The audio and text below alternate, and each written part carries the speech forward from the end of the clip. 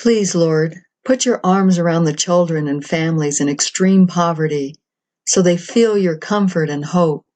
Meet their needs both physically and spiritually, and guide us so we can be your hands and feet, pursuing justice for the poor and upholding the causes of the needy. Amen. Mother Clare began, "I'm so sorry, Mother, I forgot." Our Lady responded, "Be lenient. Let everyone know how much they are loved. This is where Satan is trying to get in. Too much intensity is not good. It breeds fear. Above all, be gentle and loving. I know it is not easy all the time, but I am praying for you with the appropriate graces. It doesn't have to be perfect, but your hearts must be in it, even meditating on each mystery. As things begin to intensify, the need for patience will also grow. All of you will be exercised in this virtue. Do not abandon the door to charity. Please, do help keep the focus on gratitude and thanksgiving. This will be most pleasing to my Son. It will also help you maintain your peace. This is the most common way that Satan gains entry.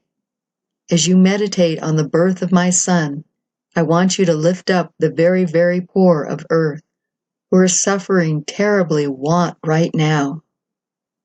Jesus began, "Identify them with me, for I tell you truly, I abide with them in their most pressing needs. I know well what their plight feels like, and I wish to be comforted through them. Beloved ones, never forget that I came among the poorest of the poor, and when you do them a service, you actually are doing it to my heart. Claire, my beloved, it is among the poor where you will find me, lingering and enjoying my people. I love them so much that I choose to identify with them and shun the homes of the rich. It was when I was with them that I was most happy and comforted. I had so much to give, and they were so very poor and empty. You know what it feels like to be needed.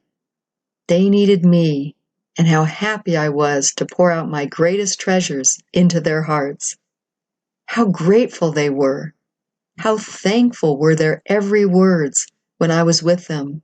Oh yes, they talked about their ailments and woes, but mostly they were filled with gratitude, even with the smallest gifts I gave them. Contrast that with the rich, who never have all they want, who always were grabbing and reaching for more, who were never satisfied, no matter what was lavished on them. Contrast that also with the unending desire for more, when the poor were deeply satisfied with so very little.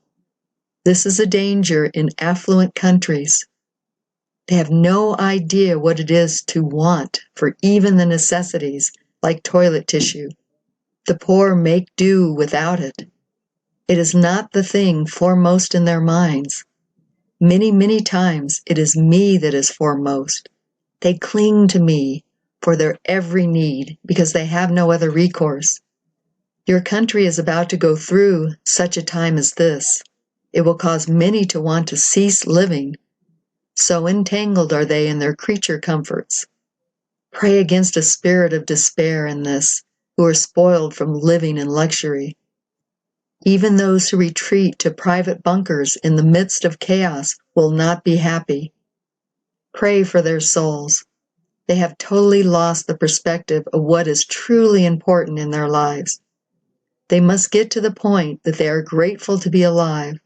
Then I will visit them.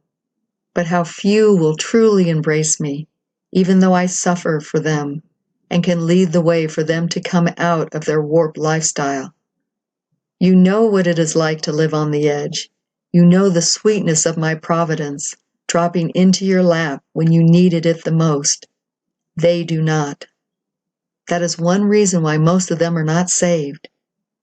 They could get anything they desired with such ease that being in severe want is foreign to them, and the enemy is counting on them wanting the non-essentials so badly that they are willing to lose their souls to get it. These we all must pray for. The time is very near. So what am I saying, my precious ones?